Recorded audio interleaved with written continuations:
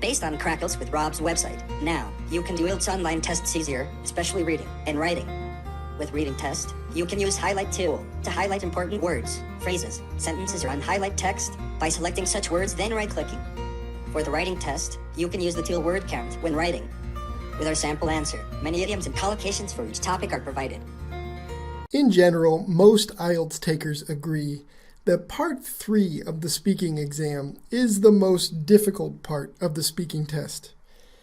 It's considered most difficult because the questions are a little tougher to answer than in previous sections, and you really don't have time to think and prepare like you did in Part 2 of the exam. But there are ways you can really plan and prepare to do well in Part 3. So let's take a look. In this lesson, we will just give an overview of Part 3 questions and what to expect.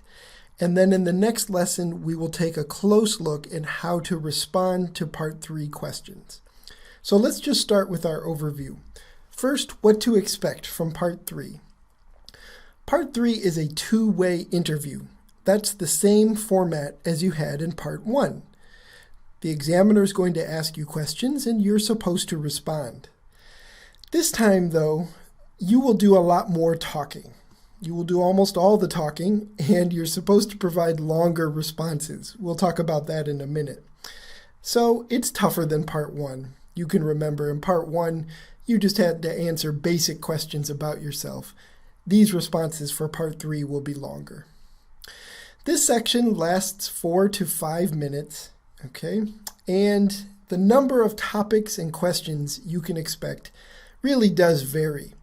It depends on how long your responses are, okay? And the number of questions you get depends on how many follow-up questions your examiner wants to ask. My advice is to not worry really at all about how many topics or questions you will cover. Really, your job in the third section in Part 3 is to stay focused and just really do your best to answer the question that your examiner is asking you in that moment, and really try not to worry about what's coming next. Okay, now a little more in depth into the exact questions they will ask you. So, topics in Part 3 are going to be more abstract, okay? More abstract than Part 1, okay? Part 1, you answered questions about your interests and your family and the kinds of things you like to do. These questions are going to require you to express opinions and perspectives, okay? You're going to have to take a stand on something or to say that you believe or do not believe in something, right? These are more abstract questions and answers. At least to begin the section, Part 3, you can expect that your questions will relate in some way to what you discussed in your speech from Part 2 of the exam. Again, you don't know how it's going to connect. I wouldn't waste time trying to predict how it's going to connect. It may be a very direct connection between your topic in Part 2. The questions may be only a very loose connection between what you discussed in Part 2. Don't worry about it. Just answer the questions as they come. Your goal in this section is to provide thorough and structured answers. Okay? So, much like you had to do in Part 2, where you gave a structured response, you gave main ideas to that third subpoint at the bottom of your card.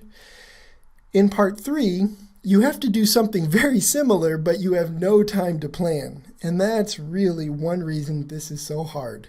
You have to support your ideas and provide details, examples, reasons, just like you did in Part 2. Now you have to do it without thinking. Okay, so this is tough. This is really hard. For some students, it's kind of a scary section, but it doesn't have to be. This is an opportunity to show off your fluency. You take it like a challenge and go in feeling confident. It does matter. You don't want to get flustered and frustrated.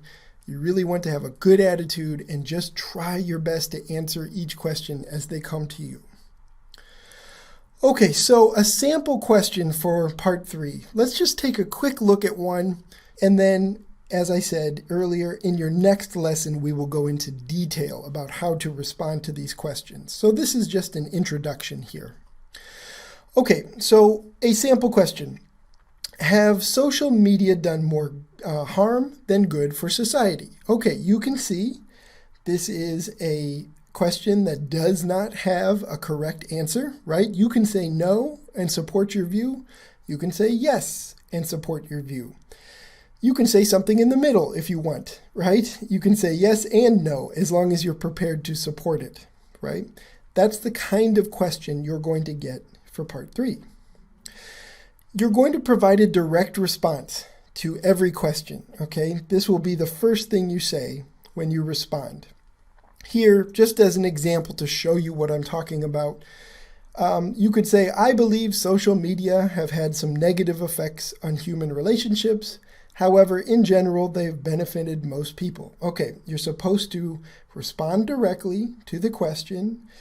This response takes a mixed view, right? It's done some harm and some good, and we get that harm and good in the response, okay? So you begin by giving direct response to the question, and then you need to support your perspective with details, okay? So you have to think really quickly, okay, what can I say about this? And here you can see with the response that there have been some negative effects. Here is a negative effect that we could explain as a detail. Okay, people ignore each other, like at the dinner table, families aren't even looking at each other, they're just looking at their phones. Okay, we could describe something like that. And we have some benefits here.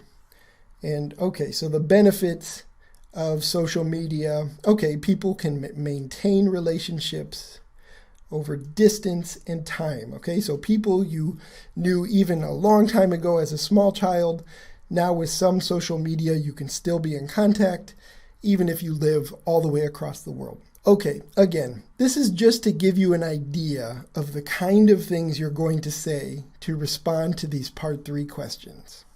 We will go in detail into how to respond to part 3 questions in your next lesson.